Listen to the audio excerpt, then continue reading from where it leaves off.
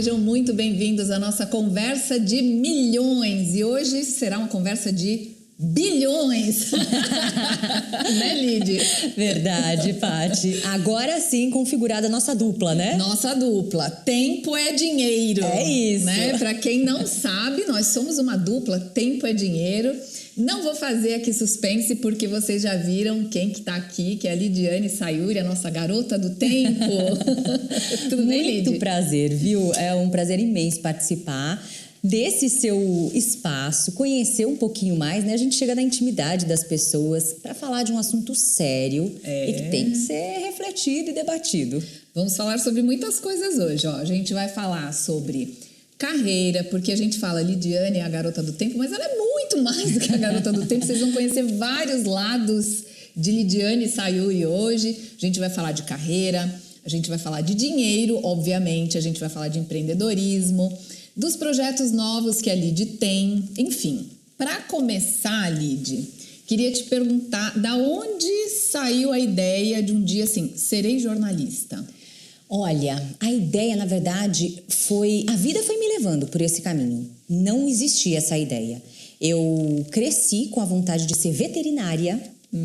Era isso agora que tudo me faz movia. sentido. Não por acaso, né? Mas até os meus 12 anos era a única coisa que eu falava para todo mundo que me perguntasse, sabe o que você quer ser? Veterinária. Mas assim, com aquela certeza enorme. Até que eu realmente tive vários bichinhos ao longo da vida, mas nessa fase dos 12 anos, a gente tinha um cachorrinho em casa e perdemos.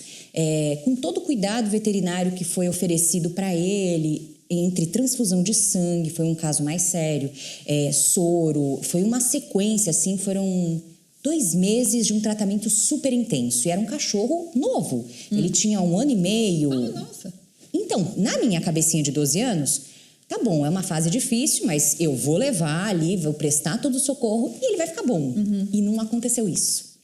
Aí, para mim, aquilo foi uma decepção, foi um divisor de águas. Aí eu me coloquei no lugar, eu falei assim, nossa, mas então eu não quero ser veterinária, porque se fosse comigo, eu fiz tudo o que era possível e mesmo assim não deu para salvar aquela vida. Aí eu falei, não quero. Aí fiquei sem função por bastante tempo. Sem saber qual seria a sua profissão. Aí, um pouco mais velha na escola, entrei no curso de teatro. Adorei. Foi aí também porque eu era muito tímida e aí eu comecei a perder. Essa inibição me fez muito bem, mas eu falei, será que artes cênicas? E pertinho da época de prestar vestibular, teve uma reviravolta na minha vida familiar. Aquela época que o Japão deu um boom de empregos para muitos brasileiros. Meu pai, por ser descendente, tinha a facilidade de embarcar e conseguir um emprego lá, e ele tinha perdido o emprego aqui. Então, foi isso que aconteceu. Por um momento, assim, uma roda gigante na família, o poder aquisitivo caiu bastante. Ele foi para lá, a primeira vez, eu estava com 14 anos. Depois ele foi definitivamente, um tempinho depois, e está lá até hoje. Não voltou mais? Não voltou mais, só um período de férias, mas ficou lá. E nesse momento, eu falei, nossa, não dá para eu prestar artes cênicas. Eu falei, viver de arte é bonito, tudo mais. Eu falei, naquele momento não dava. Não dá para pagar muito boleto, não. Aí eu prestei vestibular para comunicação social. Na época, eu tinha me interessado muito pelo curso de relações públicas. Então, eu prestei vestibular nas faculdades que eu tinha determinado e a minha mãe foi bem categórica. Ela falou assim, olha, eu consigo te patrocinar com a matrícula. Dali em diante, se vire. Toma que é teu. Eita. Aí entrei no curso. Quando eu fui fazer a matrícula, me falaram assim, olha, o número de interessados por relações públicas não foi suficiente para fechar uma turma. Então, você entra em comunicação social e depois você pode escolher, a partir do 2º ano, uma habilitação. Então, meio que aconteceu. Aí eu falei, putz, tá bom, vamos lá, vamos nessa, né? Vamos no que tem. Aí consegui um trabalho, um emprego para conseguir manter ali a mensalidade da faculdade e, dentre tudo que estava sendo oferecido, eu achei mais a minha cara o jornalismo. Então, vamos lá, vamos pro jornalismo. Aí, no jornalismo, eu falei, eu acho que eu quero escrever para revista, né? Dá para imprimir um pouco mais de estilo, sua linguagem. até o último ano. No último ano, além do TCC, eu tive aula também de telejornalismo. E aí uma professora começou. Não, Lidiane, eu acho que você fica bem no vídeo, eu acho que você poderia apostar nisso. Eu comecei a pensar, amadurecer a ideia e saí realmente gostando daquilo. Saí da faculdade, ainda tinha mensalidade para acertar, enfim, aquela corrida. Aquela luta. Aí consegui acertar o que eu devia e tudo mais. E comecei a entregar VHS na época. Lembro. Eu fiz um curso de treinamento e locução para TV. Eu sou da época do Umatic, aquela fitona desse tamanho, entregando a idade. Imagina, o VHS era mais moderno, né? Porque foi o Umatic, foi o Betacam, depois Betacam. Veio o VHS. O VHS já era moderno, Lídia. Mesmo assim, né? A gente chegava fitão, com aquela fita. Aí eu lembro que eu fiz depois da faculdade um curso de treinamento e locução para TV. Trabalhei também minha voz, porque minha voz era estridente ao extremo. Que interessante isso, né? Porque às vezes a pessoa tá na época de fazer a faculdade e ela leva em conta os talentos que ela tem naquele momento ou as habilidades que ela tem naquele momento. Então, eu já ouvi de pessoas falando assim, eu tenho uma voz que é o meu caso, até hoje. Eu tenho uma voz de taquara rachada. Não. Mas dá pra arrumar, né? Porque a minha também era pior. Eu digo que eu não canto nada, né? Quem canta aqui é o André, né? Eu não canto nada e não toco nem apito. E até falando eu desafino, né? Porque às vezes eu tô falando, né? Dá uma desafinada. Mas tem como você desenvolver, né? Então, qualquer coisa que a gente queira... Dá para desenvolver, né? Dá para melhorar. Acho que, assim, basta ter força de vontade e foco. Ninguém nasceu sabendo, né? A gente tem algumas habilidades em relação a outras pessoas, né? Sim, mas tudo é possível de ser aprendido, ser lapidado. Então, aí, nesse curso, eu tive uma breve apresentação do que poderia ser a televisão, que deveria ser. Então, aí gravei uns pilotinhos. Nossa, eu lembro que eu tava assim na bancada. Assistir, né? Primeiro que assim, 2 câmeras, você fala, nossa. Aí eu olhava pra uma e pra outra, assim, ó, sem virar o corpo, então parecia que eu tava desconfiada. Quem tá me vendo, né? Vira pra câmera 2. Mas gravei o pilotinho e fui. Com fé e coragem, não tinha nada a perder. O que eu queria, porque ainda tinha um plus ali. Na época, eu saí da faculdade, eu não tinha conseguido fazer estágio. Porque o estágio, até então, não bancava o valor da minha mensalidade. Nem perto. Aí eu falei, e agora? Então... O estágio ajuda muito, né? Muito. Porém... E aí eu vi aquela desvantagem. Então, no terceiro, até no último ano, muitas pessoas já em várias emissoras, ou até, no jornal impresso, tudo. E eu falo, nossa, tô no menos 1, menos 2. Mas aí, sim, quando eu decidi sair, tava ali com um diploma, tudo, eu falei, agora é a hora. Agora não tem mais nada a perder, nem que seja para entrar e fazer qualquer coisa, eu tenho que me meter naquele meio ali. E foi assim que eu consegui.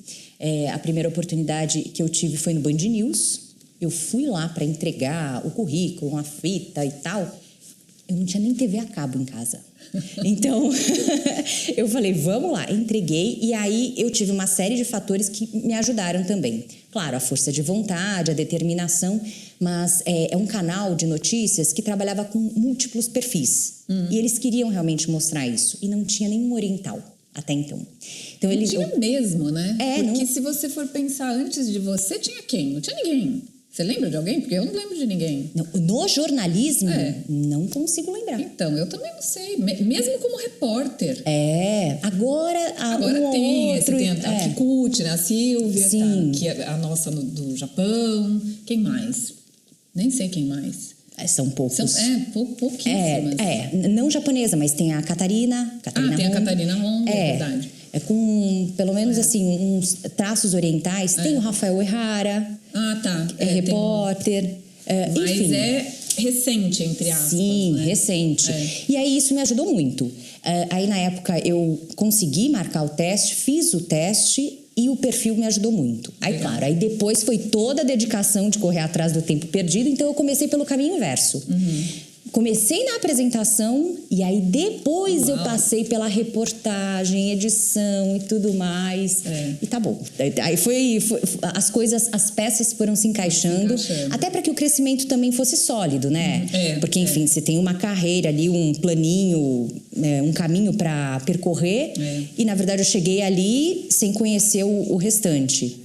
Mas consegui, ao longo desses anos. E aí... é difícil, né? Porque você já começar na tela, assim, né? Estando de frente ali, apresentando, é muito difícil, né? As pessoas podem achar que é fácil, mas quem está do outro lado e vê tudo que acontece antes daquilo, é muito difícil, né? E você também, em 2007, inaugurou a Record News e você já estava lá. Sim! Desde o day one. É verdade. Até antes, eu vi o esqueleto todo, peguei ali aquele estúdio. Antes, a Record News tinha um estúdio muito, muito grande, Newsroom, como eles chamavam.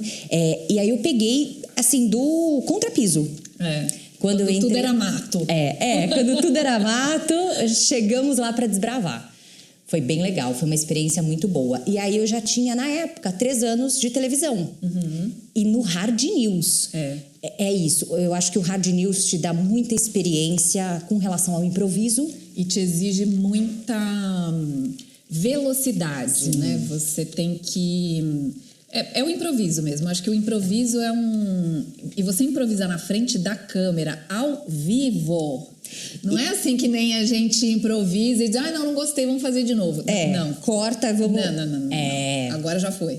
Na minha estreia, Patrícia, olha, o combinado era o seguinte, Lidiane, você vai entrar, são blocos de 15 minutos.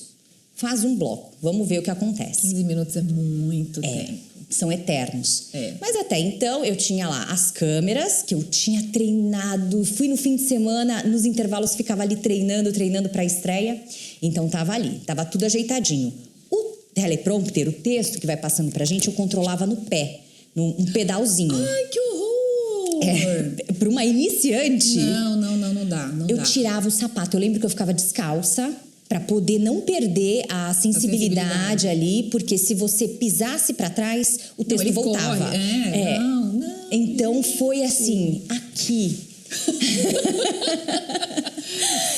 Nossa, eu pingava. Mas tá bom, fiz os 15 minutos, tudo certo. Meu Deus. E o ponto, né? É ponto, microfone, é tudo ao mesmo tempo. Aí eles pode continuar, Lidiane. Aí eu dei aquela... Ai, que bom, né? Estão gostando, acho que tá dando e tal. Terceiro bloco, que eu tava molhada já, mas estava ali, resistente. Nós estávamos no verão, aquela pancadona de verão, eu tava no fim da tarde. O diretor do canal só falou, Lidiane, a gente vai interromper essa reportagem que tá no ar, interrompe imagens da Zona Leste de São Paulo, narra. O que você enxergar aí no... Na hora. Sem saber nem o que estava acontecendo. Ai, olha... Eu olhei no monitor, um monitor pequenininho que a gente tinha de retorno. Que às vezes a cor é horrível, você nem enxerga direito. A minha vontade era só falar água. Tá chovendo, gente. Água. Porque assim, eu não via a cor do asfalto, tava tudo. Carro quase submerso. E olha, foi um nervoso. E aí eu comecei, aí gaguejei, e eu acho que até entenderam o que estava acontecendo, e suava, aí colocaram um outro apresentador na cabine para me auxiliar. Mas ali foi a minha prova de fogo, realmente. Meu Deus. Eu saí de lá, mas eu falei, desidratada de tanto suar. Não caio mais nisso. Aí cheguei em casa, meio que lição de casa. Enchente, palavras-chave. Sabe, altura, risco de doenças, incêndio, rebelião, então, assalto. Aí eu comecei a botar isso. E às vezes no trânsito eu pensava, nossa, se eu tivesse que falar de uma rebelião agora, ou de um incêndio, o que eu preciso prestar atenção? A fumaça tá mais clara, tá mais escura, é sinal de que tá evoluindo ou diminuindo. Eu comecei desse jeito. E ficar naquele sistema de alerta. Sempre. Não é fácil, não é nada fácil, porque quando a gente está assistindo, sentadinho em casa, é que nem quando a gente assiste aqueles joguinhos, assim, que aparece joguinho de palavras, você tá em casa, você acerta tudo. Sim, né? Ai, mas olha, Que burro, fácil. como assim? Como eu não sabia? Mas quem tá do outro lado da câmera tem tanta coisa, aqui mesmo se você olhar, né? A gente tem 4 câmeras, um monte de iluminação, tem gente atrás que às vezes te faz um sinal e você fica, meu Deus, o que será esse sinal, né? Eu tenho que tomar cuidado para não bater aqui hoje, que eu tô barulhenta. Então, você fica assim com um monte de coisa em alerta, que às vezes você tá falando e você não tá se ouvindo exatamente, porque você já tá pensando no que vai acontecer. E às vezes, né, que as pessoas não sabem, às vezes, enquanto você está falando, não é o caso aqui hoje, mas lá a gente usa ponto, né? Então, às vezes, você está falando e alguém também está falando enquanto você está falando. É isso. Você não pode deixar aquele buraco no ar sem falar nada. Assim. Tem que continuar seu raciocínio e conseguir assimilar as novas informações que estão sendo passadas para dar sequência no que você está narrando, enfim. E sem perder o ritmo, porque se eu tô falando aqui nessa velocidade, de repente eu faço assim, você vai falar, oi, que tá passando mal? Oi? Tá bem você? Tá bem? Então, é toda uma coisa que acontece do outro lado que só quem passa é que sabe, né? Na minha estreia no Jornal da Record, porque é como você estava falando, você ensaia, e você pensa, eu vou fazer isto e acontecerá aquilo e depois acontecerá... Não acontece nada disso. O primeiro com o terceiro, com o quinto e o que você ensaiou não acontece nunca. E aí, eu tinha feito um piloto com a Adriana, na época, né? A Adriana Araújo tinha feito um piloto. A gente tem que apontar o telão, que também eu quero que você fale disso, porque às vezes o meu telão é mais fácil do que o seu. Muito mais fácil. Por quê? Tá próximo, Porque né? o meu telão tá muito próximo. Eu tô aqui, o meu telão tá... Assim, eu estiquei a mão, eu já tô quase dentro do telão. E quando eu dou uma olhadinha assim, que a minha câmera tá aqui, eu percebo por aqui quando o telão muda. Então, eu já vi que eu tenho que apontar aqui. Eu tenho 3 momentos do telão, né? O de cima, o do meio e o de baixo. E até a Adriana, ela viu que eu tava assim, querendo... botar a mão exatamente onde era, e ela falou, Paty, não estressa, só como é a Adriana, né? Não estressa, você faz isso aqui, ó, você já tá apontando, não importa se tá ali, tá lá, é uma referência, não pira que você tem que ir exatamente, porque não precisa, vai na tua, vai na boa e tal, me deixou super à vontade. E aí eu falei, bom, beleza, né? Ao vivo, coloquei o ponto não encaixava no meu ouvido, ele não encaixava de jeito nenhum, eu não tinha aquela borrachinha. Agora eu não preciso mais, porque agora eu aprendi. O molde Aí coloquei o ponto, tô lá, né? Viro pra cá pra falar com a Adriana, viro pra cá pra falar com a minha câmera, tenho o telão aqui. Às vezes tem alguém ali te dando algum sinal que você tem que entender. E é uma escuridão, né? Sim. Pro lado de lá é uma escuridão. Você enxerga um vermelhinho ali da câmera que tá ligada e não enxerga quase mais nada. E aí eu tô falando e o meu ponto está... Caindo. Eu tô sentindo ele caindo. Aí eu pensando, bom, eu falando e pensando assim, bom, eu vou virar. Em vez de eu apontar assim, esse negócio vai cair. Então eu vou apontar assim e eu pego ele aqui, porque ele vai cair. E aí eu fui falar não sei o que, sei lá, taxa Selic, eu fui mostrar e peguei o ponto aqui e fiquei assim com o ponto aqui, ó, aqui neste dedo. Malabarismo. Fiquei ali, tarará, tarará. Depois eu mostrei pro Leandro Stoliar, porque eu saí, ele falou, Paty, você tava bem e tal, na estreia a gente fica nervosa, não sei o que, ainda bem que deu tudo certo. Falei, deu tudo certo aqui, olha meu ponto onde tá. Ele, você foi ninja, como assim? Então acontecem essas coisas que a gente... Sim. Ninguém me treinou, olha, quando cair o ponto você faz... Porque não é pra cair, né? Você não pensa nisso. E assim, é uma cor... É bege, né? Então, se cai, as pessoas notam. Teve uma vez que eu tava ao vivo na Record News. É isso! O que aconteceu? E aí fez... Caiu minha... Foi um ponto. E aí, como tá tudo ao vivo e não ia pro intervalo tão cedo, aí você fala, né? Olha, gente, com licença, caiu aqui o ponto eletrônico, vou pegar, porque não tem. Porque o meu dente não pode continuar ali, né? Para quem pudesse supor que fosse o dente. E o teu telão é muito mais difícil, porque quem tá no ar não tem essa noção. Você fica muito longe do telão. Sim. E ele é imenso. Ele é imenso. E aí, às vezes, o pessoal fala assim, nossa, mas você não sabe onde são os estados? Você aponta errado. Ou ainda, poxa, e aquele reflexo? Tira aquele espelhamento porque me atrapalha na hora da previsão. Então, até para que todo mundo entenda, eu não consigo tirar o espelhamento, é o chão, né? O piso. Aliás, é maravilhoso, é lindo aquele piso. Mas tem esse reflexo. E com relação ao mapa do tempo, eu tenho uma marquinha que, para quem está em casa, é invisível. Fica ali, quase que na cor do piso, um pouquinho mais saliente, para eu saber exatamente onde eu tô. Então, não, é preto no preto. É preto no preto. Então, para quem acompanha, não me vê caminhando, não posso fazer isso, porque tem refletores, tem luzes ali que podem interferir na imagem. Então, se eu tentar chegar perto do telão, já fiz esse teste, e realmente, se eu falar de São Paulo, ali, São Paulo, meu dedinho for em São Paulo, o que acontece? Eu recebo aquela luz do telão, causa uma sombra, enfim, não dá. Então é por isso, é sempre, e movimento na televisão, qualquer coisa é muito brusca. Então é sempre muito suave. Algo assim, é uma menção ao que eu tô falando. Porque se você apontar, pensando aqui, se você apontar onde é o Rio Grande do Sul, que é bem lá embaixo, a tua mão vai estar ali São Paulo, Rio de Janeiro. E o enquadramento é totalmente diferente. Da câmera que faz te tira ali, né? Do que eu mesma vejo, a câmera acaba me colocando num outro plano. Exatamente. Então, gente, nós sabemos onde ficam todos os estados. A questão é que eles, né, têm esse jogo de câmera aí. Agora, na Record News, você apresentou tudo quanto foi programa. Conta um pouco aí da diversidade de programas que você já apresentou. Olha, já apresentei os telejornais, assim, em todos os horários, desde os da manhã, hora do almoço, os noturnos também. E a Record News tinha uma grade muito rica em programas diversos, assim. Então, eu já apresentei programa de saúde, apresentei programa sobre música. Olha!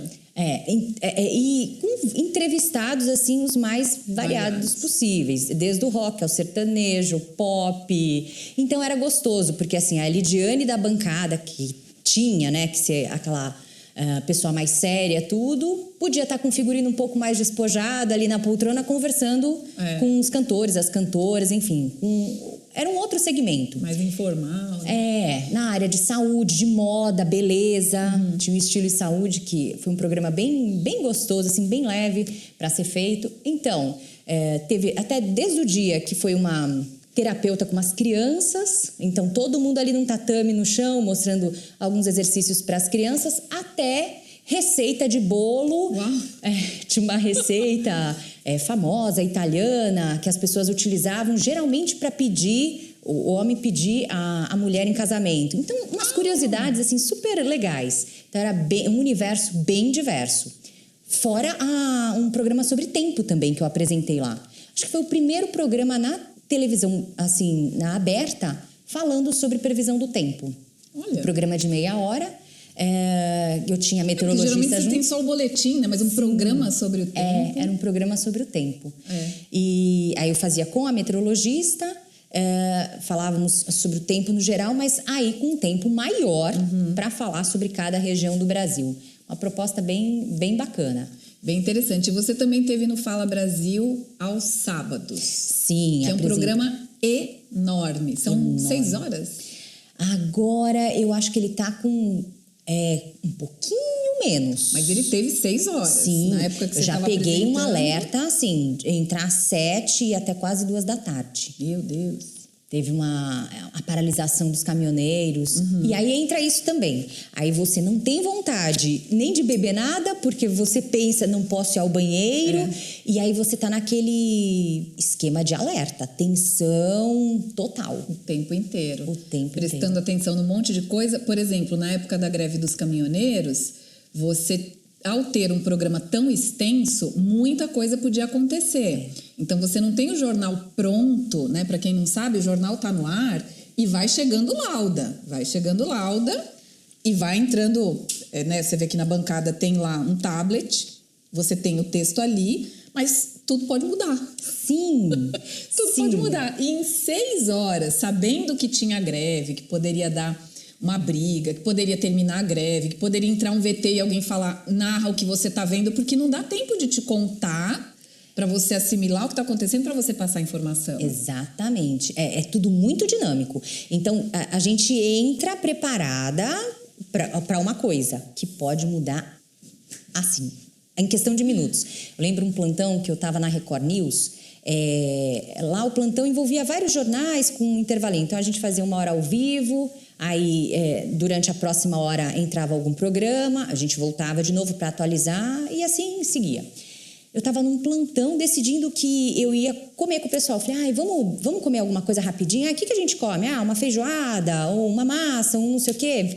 Aí veio o editor, o responsável por aquele plantão, Lidiane Sobe, Amy Winehouse morreu. Eu falei, nossa, eu tava pensando só se eu ia comer feijoada ou massa. Acabou, não teve almoço. Você não vai comer coisa nenhuma. Nada. Subi, mas foi imediato. Aí entramos com as imagens que nós tínhamos e aí começa. Aí é um trabalho frenético, de formiguinha. Aí, às vezes, quem não é produtor, mas bota a mão na massa, porque às vezes fim de semana, para tentar ligar. Todo mundo de plantão, não é o pessoal normal ali do dia a dia do programa. Aí bota produtor musical, esse ou aquele, um músico, não sei o quê, para poder falar sobre o assunto, para também te dar um alívio, dar um respiro, né? E realmente enriquecer com informações. Tem várias situações imprevisíveis. Esse tipo de coisa é imprevisível, porque assim, quando você tem um artista que tá doente, que tá internado há muito tempo, o jornalismo pode parecer uma coisa muito cruel, né? Mas o bom jornalismo pede que você já tenha uma pesquisa. Obituário, né? Que tenha ali uma pesquisa de vida, porque sabendo que a pessoa tá ali, tá internada, até pra gente ganhar tempo também nesse momento, né? Caso aconteça alguma coisa, olha, já tem um material. Não é que a gente tá torcendo para que aconteça, mas é só... Até porque os fãs daquela pessoa vão querer uma homenagem, vão querer que explique quem foi, vão querer saber o que aconteceu. E às vezes a gente não sabe o que a família quer. Sim. Tem família que é mais reservada, olha, eu não quero que fale isso. Às vezes a família fala, não vamos dizer qual foi a causa. Então você tem que entender tudo aquilo, né? Enquanto a coisa acontece. Eu lembro no acidente do Eduardo Campos. Eu estava no ar e aí chegou só uma informação. Lidiane, caiu uma aeronave em cima de uma academia em Santos. Acho que foi isso. Tá, aí tinha umas imagens, poucas imagens até então, aí daqui a pouco. Lidiane, há a possibilidade dessa aeronave ter sido utilizada para o transporte do Eduardo Campos, que na época era candidato. Segura isso. Mas você já fica, nossa, porque talvez nem a família soubesse ainda daquela situação. Então você tem que ter muito... Mas você diz que a possibilidade de ser e não é... A família já tem... não é fácil. É bem complicado. Por isso, tem que ter esse jogo de cintura e também, obviamente, a confiança em quem tá ali, né? Porque quem tá ali no ponto com você é que é a tua munição. E é o teu norte. Sim.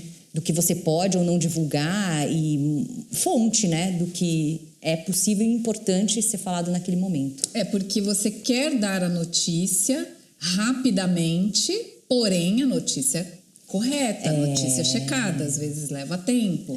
Então essas coisas são muito complicadas, né? Se você fosse assim dizer qual foi o maior desafio da tua carreira, qual seria? Olha, eu acho que teve uma cobertura bem difícil que eu fiz, que foi no caso da Isabela Nardoni, que me marcou muito. Eu acho que assim, o mais complicado, claro, por envolver toda aquela situação, e eu estava grávida. Então, Nossa, já faz tanto tempo assim, né? Faz. 13 anos? 13 anos. 13 anos. Eu estava grávida, então a gente já fica realmente mais sensibilizada. Era um caso envolvendo criança, teve reconstituição e ao mesmo tempo você para pensar e fala, nossa, eu tô gerando uma vida que daqui a pouco tá aí nesse mundo.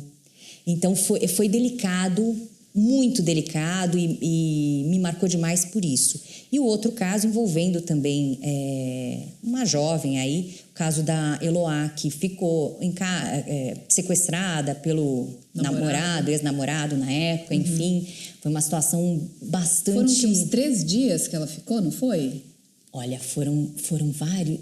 eu acho que talvez até uns 3 dias, se não me engano. Talvez, um pouquinho mais que isso. Aí a polícia acabou invadindo.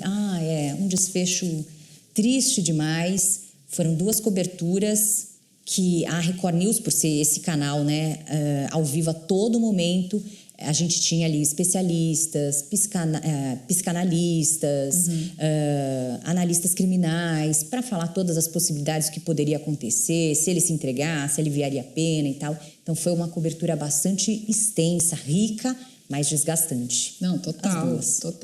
E você fica naquela, entre todas as possibilidades, né? Entre tudo que pode acontecer, você fica assim, qual notícia eu gostaria de dar, mas o que será que vai acontecer, né? Sim. Se acontecer isso, como é que eu vou... Você tem que se preparar para tudo aquilo, né? Sim. Porque você tem que passar a notícia, a gente não é um robô, né? Você tem que passar a notícia, mas você tem que deixar aquilo que você está sentindo de lado, porque a pessoa que está do outro lado da tela é que tem que ver como ela vai receber aquela notícia. Então, às vezes, alguém, como foi, por exemplo, a morte do Gugu. Né? A Adriana deu a notícia da morte do Gugu, amigo de todo mundo. Então, Sim. Como é que você... Né? Se você parar para pensar, você está falando da morte de um amigo seu, de um colega de trabalho. Como é que você, né, segura tudo isso? Eu sempre tive muito medo. E tenho, e tomara que nunca aconteça. Meu pai mora no Japão. Japão, dia sim, é abalado por terremoto. E eu tinha muito medo. Sempre tive, principalmente quando eu estava realmente na bancada, nessa cobertura do Hard News, de noticiar algum terremoto que pudesse ter atingido a região que ele estava com mais gravidade. Porque ele falou que vira e mexe, o varal balança, ele dá uma seguradinha ali no sofá da sala e tal, passa. Parece uma tonturazinha, é meio comum. E passa.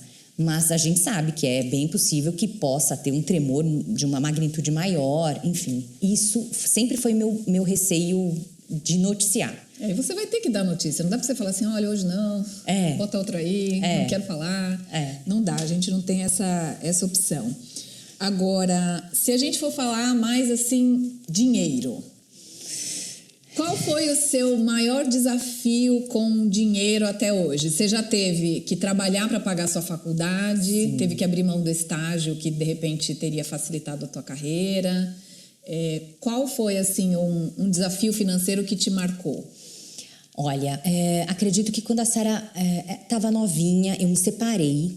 E para ilustrar bem a situação, era assim, era uma mãe saindo da casa com a filha e a babá.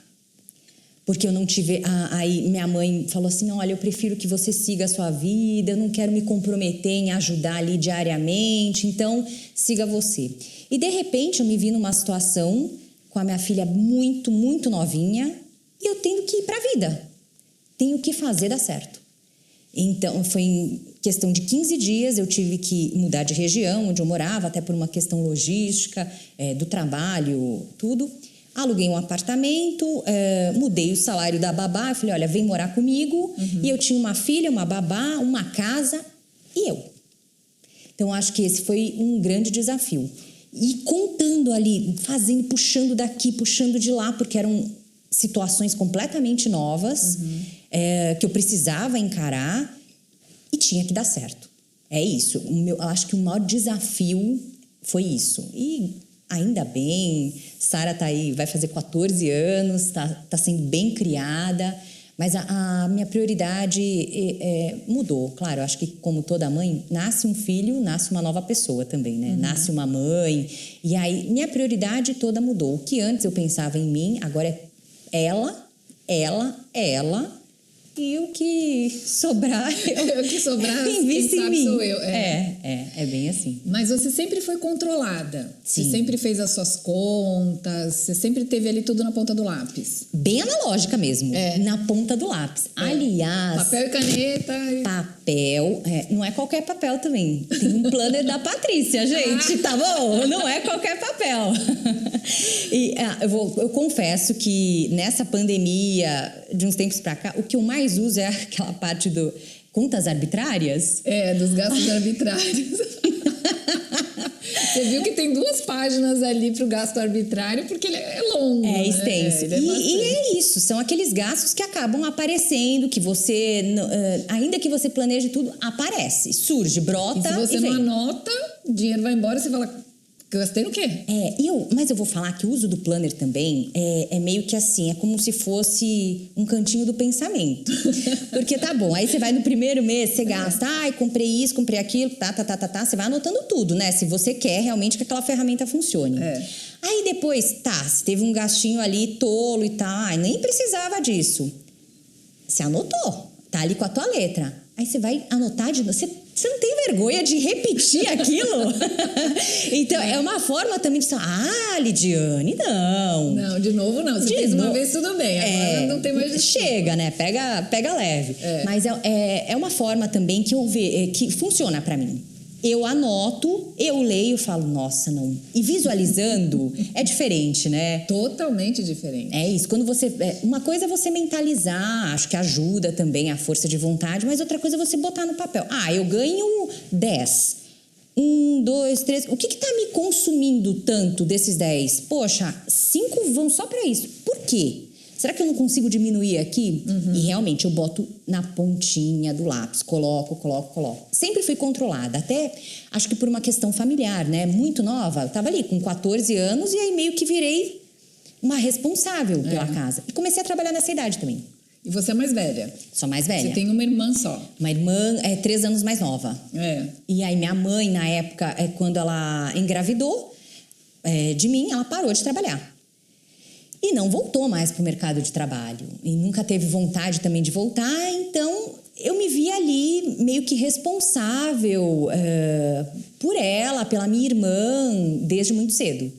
E tive também, não podia, né? Eu ia fazer uma extravagância, uma loucura. Não dava. Mas é bom, né? É bom.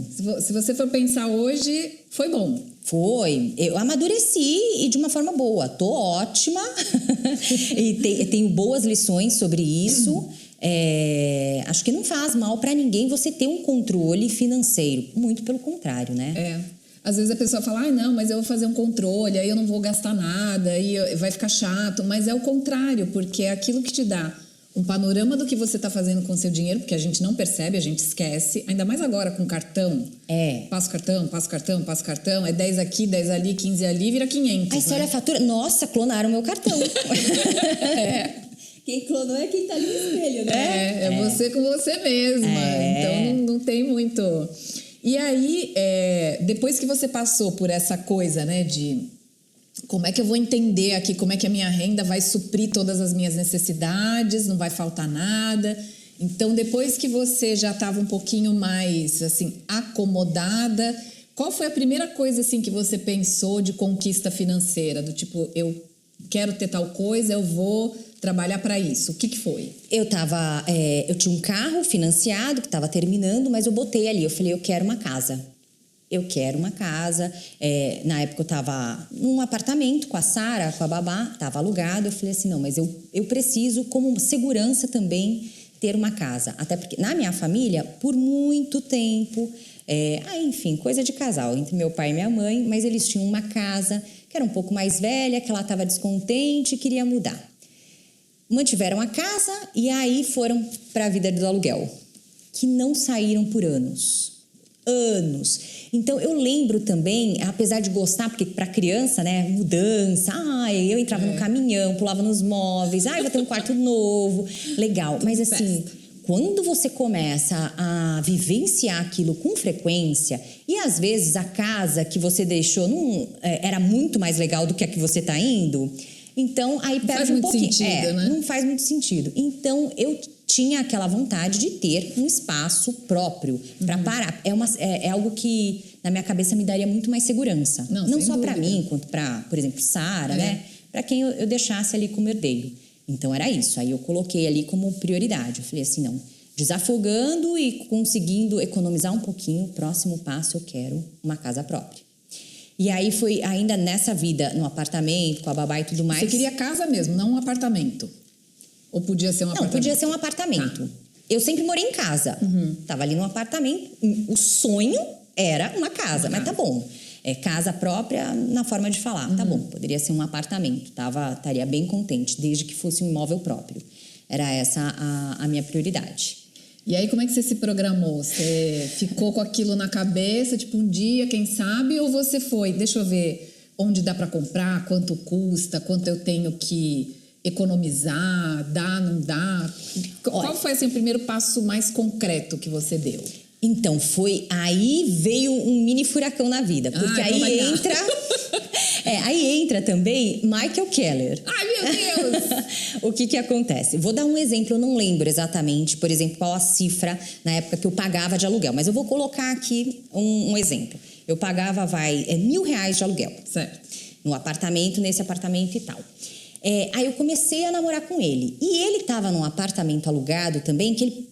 Bom, são valores aqui que eu tô só ilustrando. R$5.000. Meu Deus, bem a cara dele. Bem a cara dele. Deixa eu fazer um parêntese aqui, gente, porque Michael Keller, você que acompanha a Conversa de Milhões já sabe de quem a gente tá falando, porque ele foi aqui o personagem com quem muita gente se identificou. Olha! Porque ele falou, Paty, eu vou lá e se prepara, porque eu vou falar todas as burradas que eu fiz com dinheiro. Tem tempo, porque eu fiz muitas. Então, pode contar à vontade. Aí ele contou que ele já tinha comprado, sei lá quanto, 45 carros. Mais de 40 carros num período de 20 e poucos anos. Que ele tinha perdido dinheiro com um apartamento, com a compra de um quarto de hotel em Miami.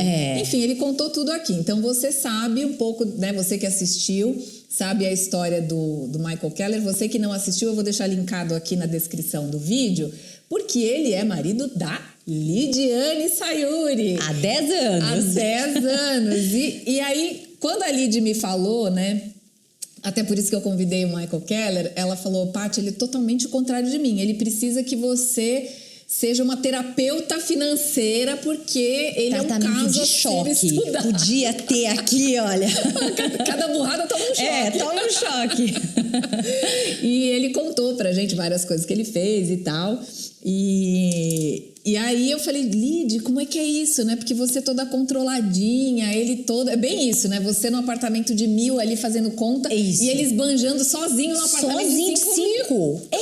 Aí, quando começamos a namorar, foi tudo bem rápido, intenso e tal, porque também dei um chá de cadeira nele, porque eu falei assim, poxa, minha vida tá bom, tá justa, tá ali, mas eu não tenho ninguém me atrapalhando, então eu tenho o meu portinho seguro. Deixar alguém entrar para bagunçar, não é o caso, né? Então demorou até pra gente sair, ter o primeiro encontro e tal, aí começamos a namorar.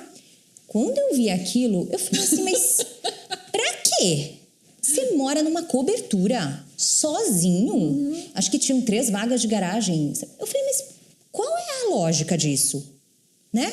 Aí, depois de alguns meses de namoro, ele falou assim, e se a gente, então, fizer uma experiência, vamos juntar as coisas e tal? Aí a gente começou até a dar uma olhada, tudo. Ele estava na época na Zona Oeste e eu estava na Zona Norte, São Paulo. Aí eu falei assim, olha, até por uma questão de logística, eu já conheço tudo por aqui, a Sara tá numa escola aqui da Zona Norte, eu não quero trocar de região. A minha família é da Zona Norte, então qualquer emergência eu tenho para onde correr, e a família dele é do interior. Então ele estava ali pra porque ele tanto fazia o local. Não tinha ali um apego, uma raiz. Aí eu falei, então vamos ver por aqui? Vamos... E a gente começou a ver imóveis que, assim, se juntasse o valor que eu precisava pagar ali de parcela, sobrava do que se eu pegasse o meu valor de aluguel com o valor de aluguel dele. Falei, olha que dinheiro, né, jogado. Aí a gente fez as contas e tal, achamos uma casinha pequena num condomínio, mas que dava e sobrava.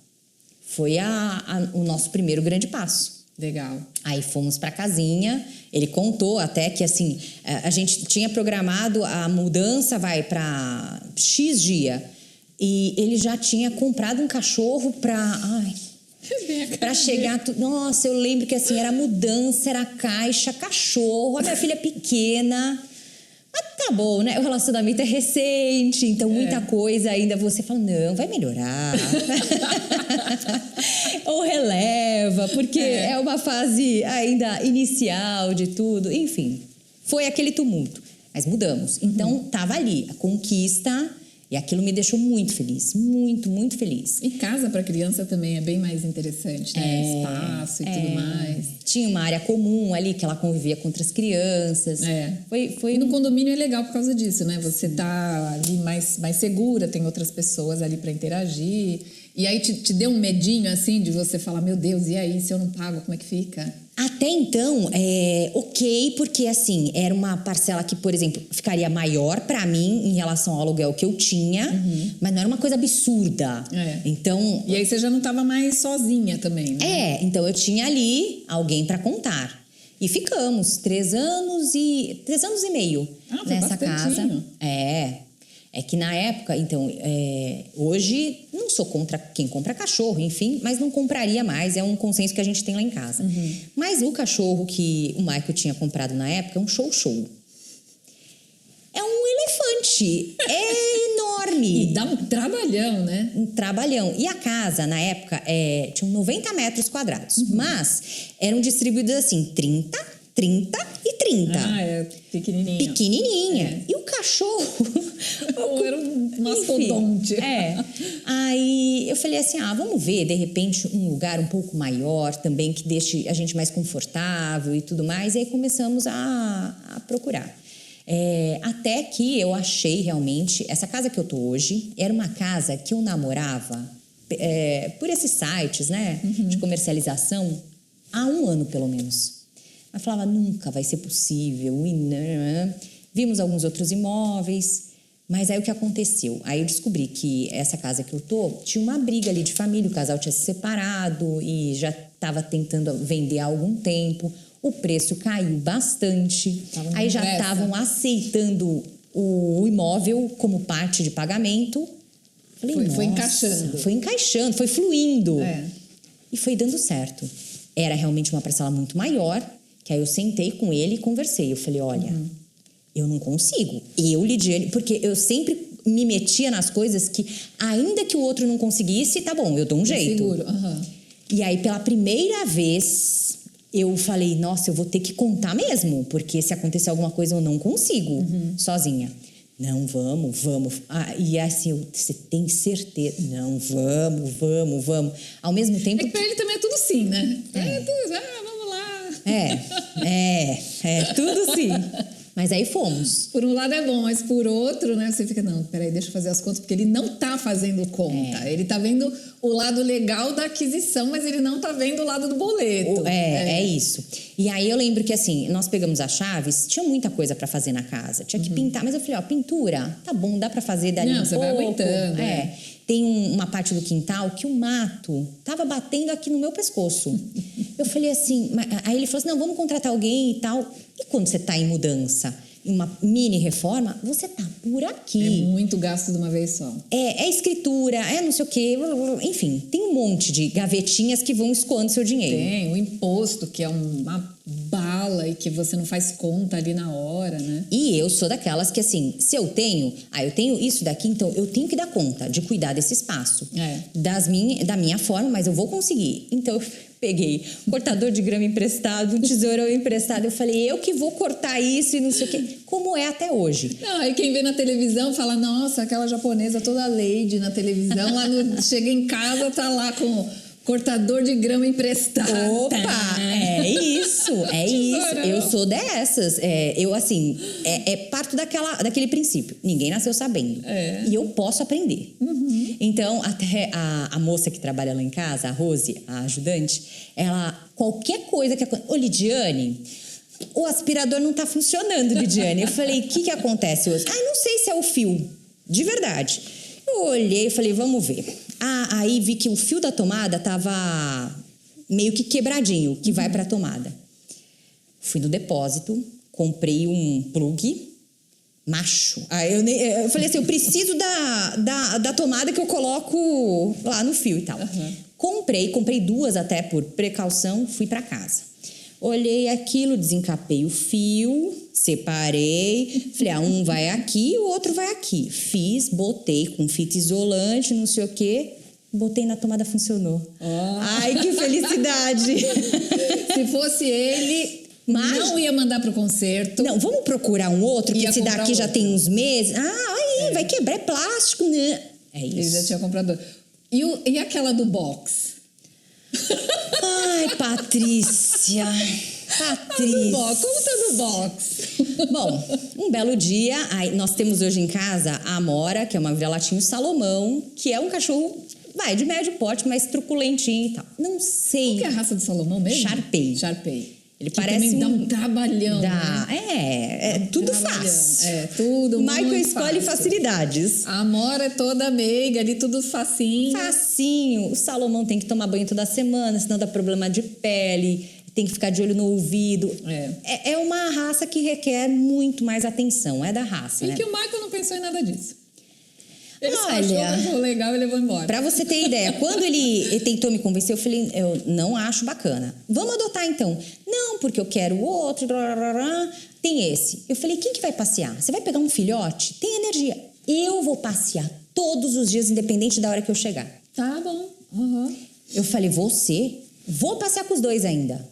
Me pergunta quando ele fez isso. Nunca. Nem no primeiro dia pra... Não, aí não podia passear mesmo, porque tinha vacina pra dar. Não pode então passear ainda. Tá. E aí... Nunca mais. E aí o Salomão entrou no box do banheiro. É um box assim, como se fosse numa esquininha. Então, a parte inteira e tem a portinha que abre. Ele entrou e ele não conseguia sair. Ele forçou. Por sorte, a porta passou por aqui, só que aí não tinha mais encaixe. Por sorte não quebrou, né? Não tinha mais encaixe. Então, Michael falou assim, vamos ter que ver, né? Vou chamar o vidraceiro aqui, tal. Chamou. Aí eu falei, tá bom, chama pra olhar. Enquanto isso, eu vou ver mais alguns orçamentos. Isso foi na hora do almoço. À noite, eu tinha ligado já e é só tirar medida para passar, para ver o orçamento. À noite, chego em casa e ele falou, olha, veio o vidraceiro aí e tal, já fechei. Falei, fechou? Por que você fechou? Não, porque ele fez um preço ótimo. Eu falei, mas desde quando você sabe o preço da porta do box? Defina ótimo. Defina ótimo. Aí ele falou o preço, eu falei, não, eu não tenho ideia, mas tá caro isso. Não tá caro, tem que trocar. Você lembra que até na época eu falei, mas o box inteiro novo é mais barato do que isso. E eu sabia porque a gente tá fazendo uma reforma, eu falei, Lid... É isso. Aí conversei, falando com Patrícia, né? Ali nos bastidores. Falei, Pati, foi isso. Não, Lid. Eu falei, eu tinha certeza. Claro. Tinha certeza. Mas mais caro do que o box inteiro novo e ele o preço ótimo. Não. Aí ele paga antecipado. Ai, meu Deus, pra ver se o cara some ainda, né, com o dinheiro. Não, ele consegue. Eu acho que ele tem esse objetivo, né? Acho que ele tem como objetivo. Botar esse cara pra correr, como é que eu faço? Eu pago ele pega o dinheiro, nunca mais volta, a gente fica sem box. É isso. E aí, olha, é cansativo. Cansativo, porque assim... Eu parei de trocar a fralda da Sara e continuo trocando fraldas alheias, sabe? Porque você fala, não é possível. Não aprende. Não aprende. É uma atrás da outra. E ele fala esse negócio, porque eu sou mão aberta, eu sou impulsivo e tal. Eu falo, mas você não dá valor? Porque assim, eu sei o que é acordar cedo. Eu sei o que é, às vezes, ficar presa no trânsito, vai pra lá, vai pra cá, O tempo que eu deixo de passar com a Sara, com a família, porque eu tenho que trabalhar. Você não bota isso na balança? E aí você pega o dinheiro, né, a tua remuneração e pô, dá pro vidraceiro sumir. Aí eu falei, então vamos fazer o seguinte, vamos botar um filtro aí, a gente precisa trocar o box. Tá bom, deixa comigo. Eu faço a cotação, você paga, ótimo, mas deixa, espera. Ele não consegue esperar. Ai, meu Deus, a gente vê, né, que assim, ele parece que precisa se livrar do dinheiro, né, Lid? Parece que ele tem que É uma bola de fogo, é assim, ó, jogou a bola de fogo e ele fica assim, ai, não consegue segurar.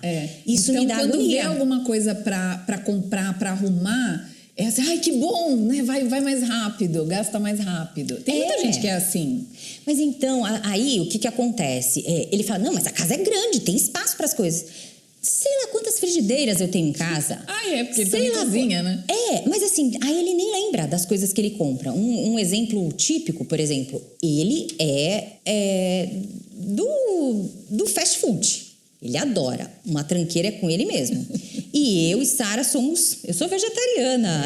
Então, tudo regradinho. Muito mais regradinho. Aí ele vai ao mercado. Aí ele olha aquele biscoito recheado. Ai, olha, esse doce é novo, não conheço. Pá. Não sabe se gosta, não sabe se não gosta. Coloca no armário. Aí ele esquece que ele comprou. Muita coisa ele esquece. Aí ele vai a próxima vez ao mercado. Nossa, novidade. Esse daqui eu adoro. Esse daqui é na geladeira. Daqui a pouco venceu. Perdeu o negócio.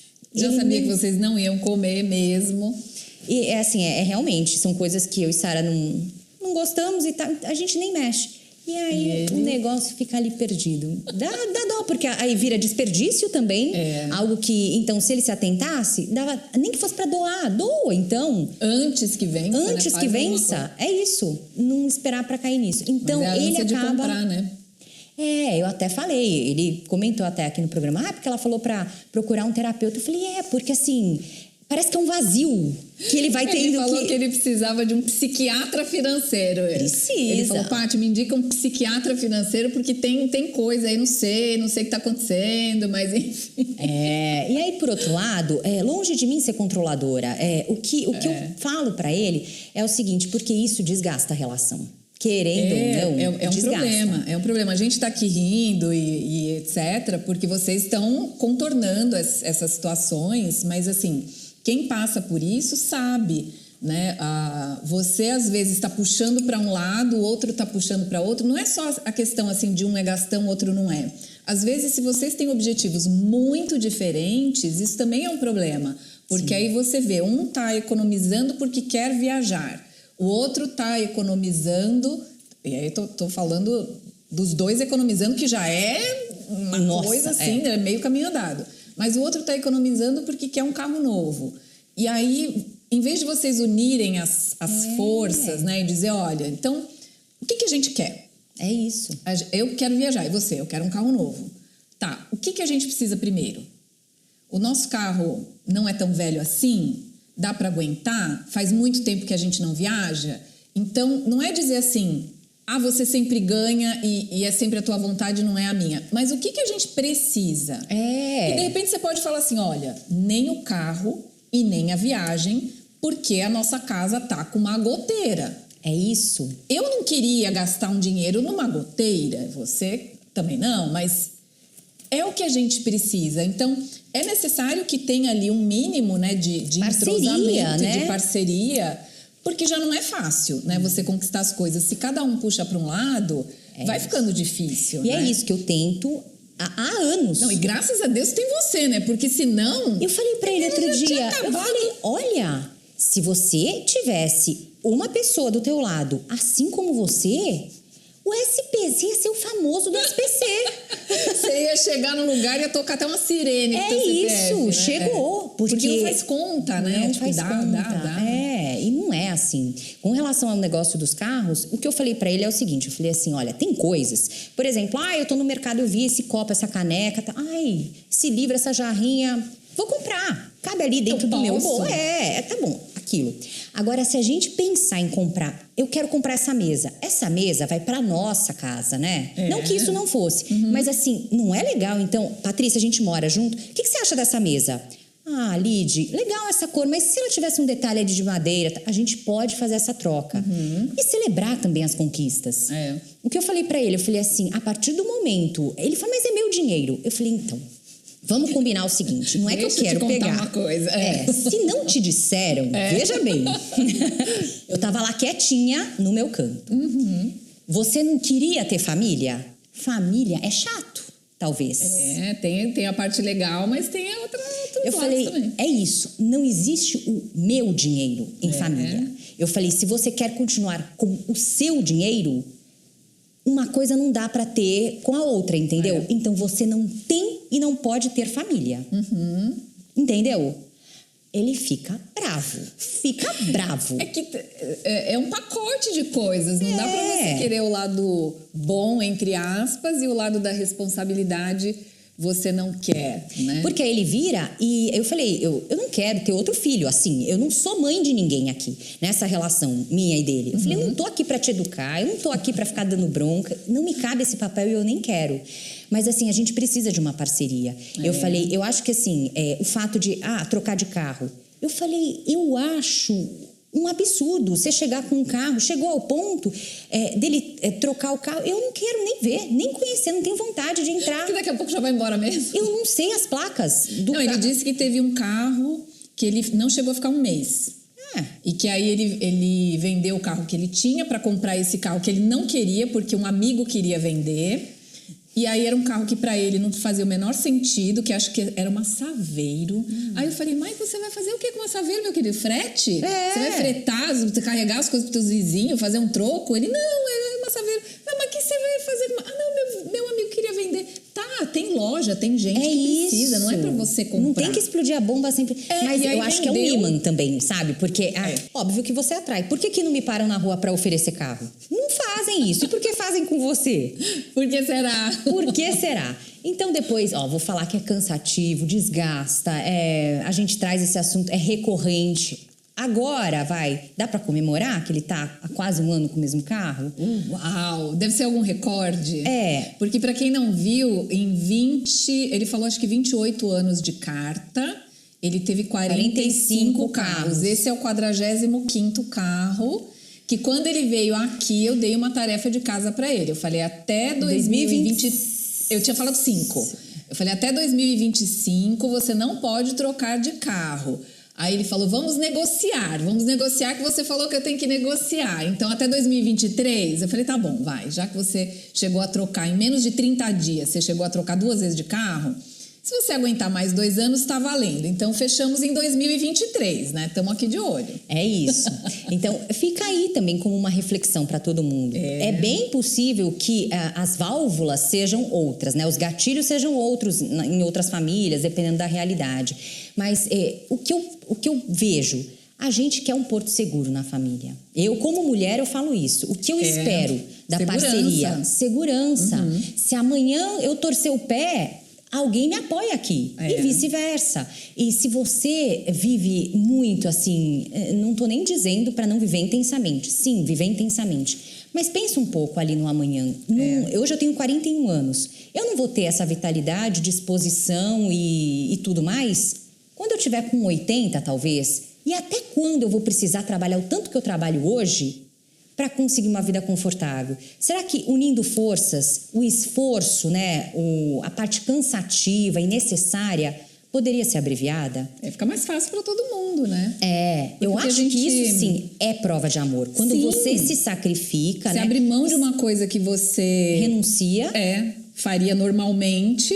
Por um bem maior. Por um bem maior. Um bem maior, não só material, um bem maior família, um bem maior lar, né? Independente dele ser ali 1 metro quadrado ou, sei lá, 500 metros quadrados, mas desde que haja realmente a parceria e a harmonia dentro de um lar. E a segurança, né? Porque às vezes as pessoas acham que romantismo é você receber caixa de bombom, presente e etc. E não são esses sacrifícios do dia a dia que provam o quanto a outra se esforça por você, né? A outra pessoa diz, bom, eu gostaria de fazer isso, é o meu dinheiro, eu até poderia, porém, eu vou abrir mão disso porque eu sei que não é legal, que eu tenho outras prioridades e tal.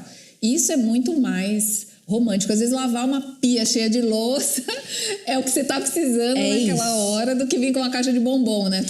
Bombom que foi dividido o valor em 4 vezes no cartão?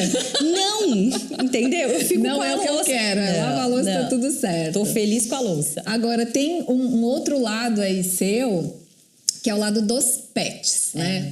O lado da causa animal, que você sempre paralelamente ali ao seu trabalho, que é uma rotina bastante puxada, porque hoje você tá lá na previsão do tempo, que as pessoas acham assim, mas são 2 minutinhos por dia, quem me dera. Já ouvi isso muito. Chega na hora do almoço para fazer um negócio, apontar nuvem e solzinho ali.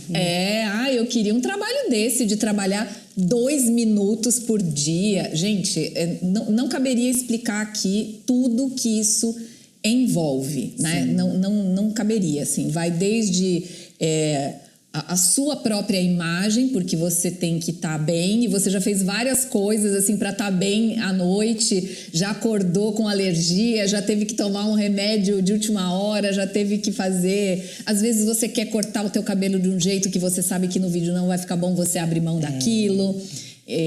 Então você tem que se cuidar no dia a dia, você tem que saber daquilo que você está falando, porque é você ali. Se alguém errar, é você que errou porque foi você que falou. É a roupa, é manter a forma porque você tem um guarda-roupa lá na Record que você tem que caber dentro dele.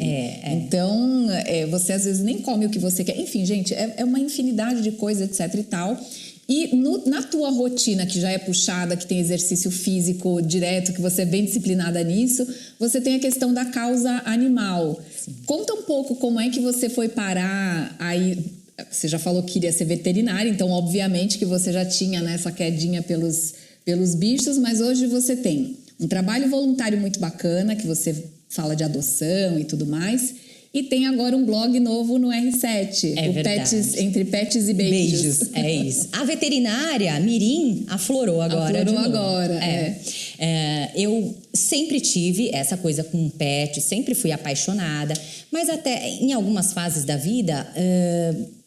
outras coisas te consomem mais energia, né? Na época que eu tive a Sara, era pequena, foi um período que eu fiquei sem bichinho, até vir o Astor, o Michael, tudo, e voltar aquela roda a girar. Recentemente, final do ano passado, começo desse, teve o caso da cachorrinha Pandora, que desapareceu ali no aeroporto de Guarulhos numa conexão do voo do Recife até Santa Catarina.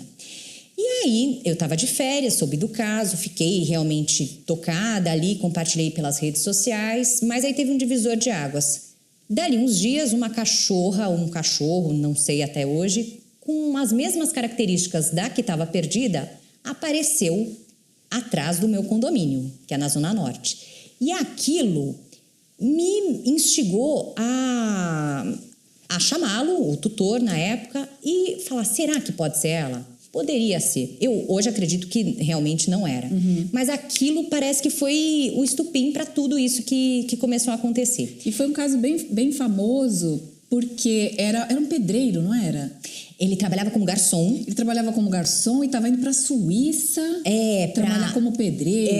Exatamente, uma oportunidade. E perdeu a cachorra na conexão aqui. Ele ia passar alguns dias em Santa Catarina, na casa de uns amigos, porque tem todo um protocolo para o embarque do animal. Enfim, enquanto essa documentação estava sendo produzida, elaborada, ele ia passar uns dias e de lá ele ia para o destino final. E aí, no meio do caminho, aconteceu isso. Nem em Santa Catarina ele chegou, ele ficou aqui em São Paulo, enfim. E aí eu me envolvi nessas buscas, comecei a divulgar, até pedir autorização da direção da Record, porque, enfim, envolve a nossa imagem, tudo. Eu falei, olha, eu posso... Aí deram carta branca, Lidiane, é algo que envolve seu coração, vai. E eu me meti mesmo nisso, de panfletar, procurar a cachorra, divulgar, e ainda bem essa cachorra apareceu. A partir desse momento, eu acho que as pessoas que tinham um caso parecido me enxergaram como... ela ajudou a achar a cachorra. Não, se não fosse o teu trabalho... eu não acredito que ele teria achado. Ele perdeu o emprego lá na Suíça, ele não foi. Quer dizer, teve toda uma coisa que comoveu muita gente mesmo, e ele ter falado, não, eu não saio daqui, porque na época foi oferecido dinheiro para ele. Não, vai para o teu destino, quando a cachorra for localizada, a gente manda a cachorra. Ele falou, não saio daqui. Então aquilo, para quem gosta de bichinho, é realmente uma história muito forte. E a partir daquilo, eu até brinco, uma dentadura perdida me marcavam lá. Manda pra Lidiane, a Lidiane vai ajudar a achar a dentadura. E começou aquela coisa maluca. E eu também não sabia como muito administrar isso, porque não eram só... Aí começou aquela enxurrada. Teve pedido até de fora do país para ajudar na busca de um cachorro. Meu Deus! E eu não tenho esse poder. Na verdade, quem tem esse poder são as redes sociais. Mas naquele momento, eu concentrei as informações de um caso que tinha uma grande repercussão, porque cada um falava uma coisa. Ai, acho que a cachorra tá aqui, não sei quem sou eu que tá ali e tal. E aí eu virei meio que um diário. Fiz realmente esse diário por alguns dias e concentrei. E deu certo isso, né? Aí eu falei, bom, eu não consigo fazer isso da vida, mas eu sinto que preciso ajudar. Então eu deixei até um espaço lá no meu Instagram, um destaque, cachorros perdidos. Então me marcam, eu reposto, coloco lá a localização, atenção, Goiânia, bairro tal, ó, procura não sei o quê. Brasil inteiro, né? Não tem como. E não para de desaparecer pet, é impressionante. Enfim, e aí fui nessa situação, como faço até hoje, divulgando ali no meu próprio Instagram. Conheci nesse caminho também protetores, abrigos, tive muito mais contato com essa causa animal, que tá triste, principalmente depois da pandemia. As pessoas ainda tratam, muitas, né? Tratam como bichinho assim, como se fosse essa caneca. Hoje tá bonito aqui nesse cenário, amanhã eu vou mudar a decoração. Não serve mais. Então, eu quero também que as pessoas tenham um pouco mais de consciência com relação à adoção e tudo mais. E aí a Record me ofereceu a oportunidade de ter um blog dentro do portal R7. Hoje tem uma seção que chama RPet. Além do meu blog, tem um conteúdo voltado aos animais. E eu faço parte desse time de patas aí, com muito orgulho e felicidade. E como é que está sendo você escrever sobre isso? Olha, agora sim, o trabalho profissional, né? O outro trabalho você faz ainda voluntariamente, mas agora você tem ali um trabalho mais profissional que você está desenvolvendo todo domingo, né? Você tem um post novo. Isso. No blog, todo domingo tem um texto novo. Eu procuro ir pela linha realmente da realidade não tão mostrada. Não é tão fofa, às vezes, a realidade que eu mostro. Mas, claro, com ética, com os devidos cuidados, eu quero mostrar isso. Para a pessoa que não tem pet, para a pessoa que tem, mas também não conhece essa outra realidade dos abrigos, dos animais perdidos, o que fazer para prevenir situações que podem ser realmente evitadas. Então, é um trabalho de conscientização que eu falo com o maior prazer do mundo. Spoiler, tá? Oba! Tem aí texto chegando que eu quero mostrar nos próximos realidades sobre abrigos mesmo, rotina de abrigos. Isso é bem legal. O que realmente... por exemplo, você fala, Lídia, eu queria ajudar agora na causa animal, queria um abrigo. Em qual que eu posso acreditar? Talvez eu não vá te falar X, Y, Z. Patrícia, eu vou te orientar. Então, siga esses pontos, veja, se você não puder ir até o lugar, acompanhe como eles divulgam para saber se realmente é um trabalho sério. Então, eu acho que é isso. O meu papel nesse momento é mostrar um pouquinho desse outro lado que eu tive contato, que tenho ainda nessas feiras de adoção, nesses eventos Quase todo fim de semana você está numa feira de adoção, quase todo fim de semana. Porque tem o bichinho também que está abrigado ali, que eu mesma tirei da rua e que mantenho nesses lares temporários, como assim são chamados, e que quero também que sejam adotados, merecem ter uma família para chamar só para ele, né? E é muito legal isso, porque, como você estava falando, né, tem toda uma rede auxiliar quando a pessoa quer adotar um cachorro. Primeiro que não tem a menor necessidade de comprar. Sim. Né? Não tem a menor necessidade de comprar. E se você quer adotar um cachorro, você tem ali um grupo multiprofissional, digamos assim, para entender o que você quer, desde o tamanho da sua casa...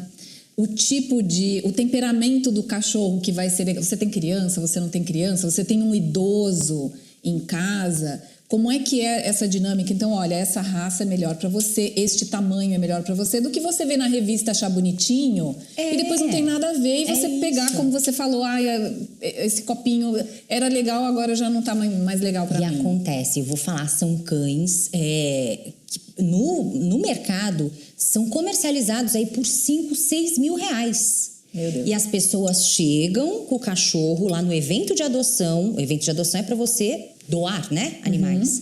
Chegam lá, pug, bulldog, os mais variados peludinhos, com pedigree, carteirinha de vacinação. Olha, eu não quero mais. É isso, né? Então, dói o coração quando você olha aquela situação. E o bichinho não tem a menor noção do que está acontecendo. Todo final de semana, quase, é comemorar uma alegria de uma doação e, de repente, você vê aquela cena que é de cortar o coração. O cachorro ali uiva, às vezes, quando o dono vira as costas e vai embora. E aquele cachorro que tinha até horas, um sofá, uma cama quente, um teto e ali as pessoas do convívio, de repente se vê no meio de vários cachorros desconhecidos, vai tentar se inserir numa matilha completamente nova, num ambiente que ele não conhecia. Então aquilo é traumatizante e pode ser evitado. Pode ser evitado. Muito bem. Então, gente, vou deixar aqui para vocês, na descrição do vídeo, o Instagram da Lid para você seguir. Vou deixar também aqui o link para você acompanhar o Entre Pets e Beijos, né? Todos os domingos um post novo. Para você, de repente, que quer ajudar a causa animal, você fala, poxa, eu não posso ter um cachorro, eu não posso ter um gato, eu não posso ter um animalzinho agora, mas eu gosto, eu quero ajudar. Um saco de ração ajuda, porque já pensou? Um saco de ração e mais, tampinha plástica, lacre disso. De alumínio. Me fala disso, é verdade. Isso. Tem ONGs espalhadas por todo o Brasil, tem uma muito forte aqui em São Paulo que eu tenho contato e eles começaram, tem 4 anos já essa ONG, eles já conseguiram com a arrecadação de tampinha plástica e lacre de alumínio, 170 toneladas de material que essas toneladas foram revertidas em mais de 6 mil castrações de animais em situação de abandono, carentes, de abrigos. É a única forma que eu vejo hoje para a gente tentar um mínimo controle dessa população, né? Nossa, que não te custa nada, é uma coisa que você ia jogar fora. Exatamente. Então, qualquer tampinha plástica... Qualquer tampinha plástica, tem até o texto que eu subi já no blog, tá lá. Tem a ONG aqui de São Paulo, para quem não é de São Paulo e quer também colaborar, tem lá. Basta você clicar, tem os links de todas essas organizações espalhadas pelo Brasil, que tem pontos de coleta em várias cidades, vários locais... E você leva lá, tua contribuição vai ser revertida para a castração de animais. Olha, gente, sem gastar absolutamente nada. Então, vou deixar também, você me passa o link dessa matéria, a gente vai deixar aqui na descrição do vídeo para você que se interessou poder ajudar também. E é bem legal, porque às vezes a gente quer ajudar, não sabe aonde, não sabe quem é idôneo, quem realmente vai usar aquilo, né, para o bem. E você viu, mesmo que você... não gaste nada. De repente você pega os seus vizinhos, os seus amigos e fala, gente, não jogue tampinha fora, dá pra mim. É isso. Dá pra mim. Lembra, viu tampinha, viu lacre? Me dá, você juntou um tantinho, leva. Faz bem pro meio ambiente. Poxa, e agora muito mais pros animais. Muito mais pros animais. Muito legal. Lid, muito obrigada por você ter vindo aqui. Eu amei, né? Eu sei que a sua rotina é super corrida, ainda você tem várias atividades antes de chegar na Record hoje. Esse é o round 1. Esse aqui é só o primeiro tempinho, né? Mas um prazer te receber aqui. A Lid me recebeu lá na Record, né? Quando eu cheguei lá, sem saber nada de nada, gente, como é que é isso? Não, foi o primeiro jornal, eu nunca tinha trabalhado em jornal, né? Já tinha trabalhado na TV, mas não em jornal. E a Lid, não, vai dar tudo certo. A gente conversava bastante no camarim antes, né? Então, assim, a minha primeira amiga dentro da Record, já vamos fazer 3 anos, né? É verdade, de parceria. Voa. Dessa parceria, tempo é dinheiro. Tempo é dinheiro, né? É a prova viva aqui. Muito bom. Obrigada de novo por você ter vindo. E tomara que a gente tenha mais vezes, porque eu adorei o papo. Eu também adorei. Espero que renda frutos, não só para mim, quanto para outra parte também, né? Michael Keller. Vai sim. Olha, Michael, Michael. Falaram aqui, né? O Denis aqui tava falando, gente, acho que a orelha dele tá queimando, mas é uma queimadura para o bem. É isso, a gente tá no inverno, Paty. Ótimo, tá ali a orelhinha aquecida, ó. Não faz mal pra ninguém. Perfeito, é isso aí. Gente, obrigada por você ter acompanhado a gente até aqui. E sempre teremos aqui, né? Você viu entrevistas interessantes no Conversa de Milhões. Assiste aí também os outros vídeos da playlist que estão bem legais. Beijo pra vocês. Tchau, tchau.